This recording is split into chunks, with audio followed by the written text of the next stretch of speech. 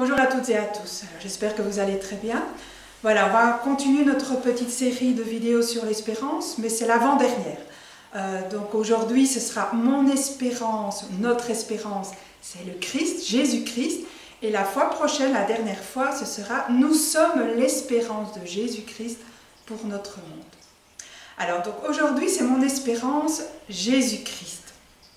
Alors, on a déjà bien vu ces dernières fois, nous avons besoin d'espérance pour vivre, pour avancer dans la vie. Et donc, aujourd'hui, nous allons vraiment nous poser cette question. Comme dans la retraite, on nous a invités à nous la poser. Qui est mon espérance? En quoi, en qui je mets mon espérance? Alors, bien sûr, on peut répondre tout de suite Jésus-Christ, pour nous les chrétiens, mais je vous invite vraiment à nous poser cette question en profondeur. Et tout d'abord, la personne qui nous donnait la retraite a pris une comparaison. Une comparaison, c'est une toile d'araignée. Voilà, il y a une belle toile d'araignée ici sur la vidéo que je vous montre. En fait, une araignée tisse sa toile en commençant par un fil central, autour duquel elle va commencer à faire toutes les autres petites fils. Et donc, si à un moment donné, un des petits fils, on pourrait dire fil secondaire, se casse, il n'y a pas de problème, l'araignée va vite réparer. Mais par contre, si le fil central est cassé, l'araignée s'en va et va faire une toile d'araignée ailleurs. Tous ces fils peuvent représenter nos espérances. Il y a des petites espérances, à court terme par exemple, ou bien des grandes espérances qui peuvent être aussi des projets de vie, que ça peut être la famille, le métier, etc. En tant que chrétien, notre fil central, c'est celui qui tient vraiment fort, qui est solide, c'est Jésus-Christ. C'est l'espérance, comme mon avis, qui ne déçoit pas.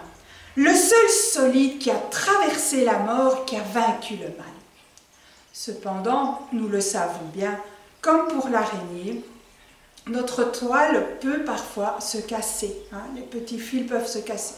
Ou encore, on pourrait aussi s'accrocher au fil secondaire au lieu du fil central. Je vous invite on va prendre ces deux points. Le premier point qui est, notre toile se casse. Notre espérance alors a besoin d'être soignée. Et on n'a jamais fini de soigner son espérance jusqu'à la fin de notre vie. Il y aura toujours des moments à le faire. Et pour moi, il y a une citation qui m'a interpellée, qui m'a un peu réveillée aussi à cela. Elle se situe dans Marc au chapitre 3, des versets 1 à 6. C'est Jésus qui guérit le jour de sabbat dans une synagogue un homme paralysé de la main, la main qui est dite sèche. Cet homme est handicapé. Et il faut savoir, vous le savez bien, qu'à cette époque, à l'époque de Jésus, l'homme handicapé, on a un handicap parce que tu as péché ou bien tes parents ont péché. C'est ce qu'il croyait profondément, comme une punition de Dieu. Jésus, dans la synagogue, au milieu de tout le monde, va demander à cet homme de se mettre au milieu de tous. Alors, je ne sais pas si vous pouvez imaginer la scène. Tous les yeux qui sont sur cet homme, il doit se sentir enfermé, il doit se sentir même étouffé par tous ces regards, tous ces jugements, enfermé aussi par la société réelle de cette époque où il y avait aussi religieuses. Et je dirais que personnellement, moi aussi, je me sens parfois enfermée par des structures, où je suis engagée, où je vis. Le Seigneur, regardez ce qu'il fait, au milieu de tous, là où l'homme se sent étouffé, enfermé, va faire éclater tous ces murs, toute cette structure qui l'enfermait. Sa parole va guérir son espérance, l'espérance de l'homme. Comme sa parole libère et guérit notre espérance. Qu'est-ce que Jésus lui a demandé de faire à cet homme? Deux choses. Premièrement, se lever et venir au milieu de tous. Donc Jésus, ce qu'il nous demande là peut-être, c'est de pouvoir regarder en face, face à face, notre espérance là où elle est blessée. Ne pas en avoir peur et de pouvoir lui la montrer au Seigneur. Deuxièmement, il va dire « étends la main ». Je ne sais pas si vous vous rendez compte. « Étends la main » alors que j'ai justement cette main-là où il est paralysé. Sur sa parole, l'homme va le faire. Sur sa parole, il ose faire ce qu'il n'a jamais pu faire. Et Jésus le guérit. Sans doute cet homme a osé croire à ce regard de Jésus qu'il avait sur lui. Un autre regard, un regard qui libère. Sur ta parole, Seigneur, osons aimer là où nous n'avons jamais peut-être réussi à aimer. Osons croire que tu as gagné pour nous la liberté pour aimer toujours plus, pour se donner, même là où on pensait qu'on n'y arriverait jamais. Revenons à notre espérance et à notre toile d'araignée. La deuxième question, c'est en vérité, sur quel fil, sur quelle espérance je m'accroche?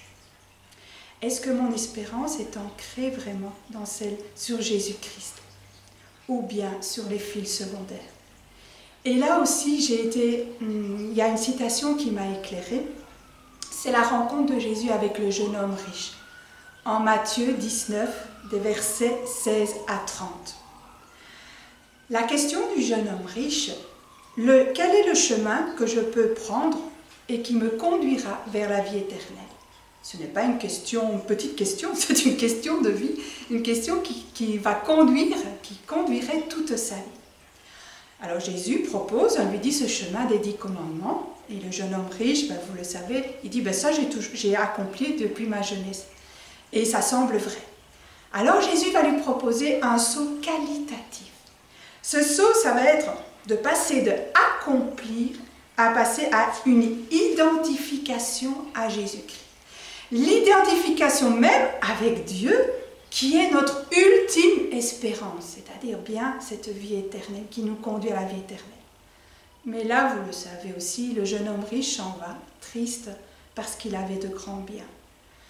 Le jeune homme là est incapable de lâcher ces fils fragiles qui l'attachent à des petites espérances, pour prendre et s'agripper au fil central, Jésus-Christ, qui pourrait lui conduire directement à cette vie éternelle. Et personnellement, je reconnais aussi que parfois, je repars avec un peu de tristesse, car je me suis attachée à des petites fils, des petites espérances. Comme par exemple, et ce sont des espérances très louables, très bonnes, mais comme par exemple, on organise une animation pour les jeunes, pour les enfants, pour les adultes, ou bien tout un chemin de catéchèse pour eux aussi, qu'ils puissent faire une belle expérience de Dieu, c'est le plus grand désir. Mais malgré tous nos efforts, qu'est-ce qu'il y a par exemple? On a parfois cette sensation, pas beaucoup de résultats, ou bien il y a 1 ou 2 personnes qui viennent à une animation, non? Et on en ressort triste.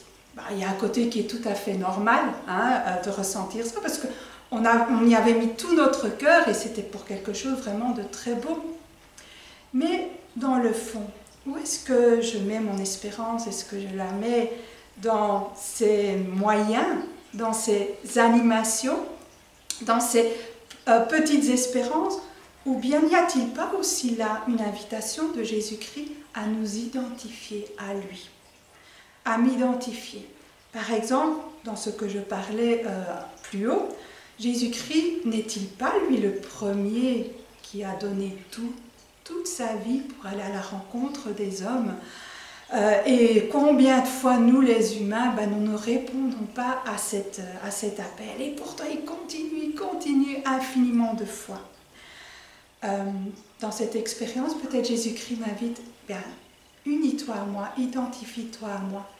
Tu es un peu plus comme moi aussi, à aimer gratuitement, à aller encore et encore une fois vers les humains.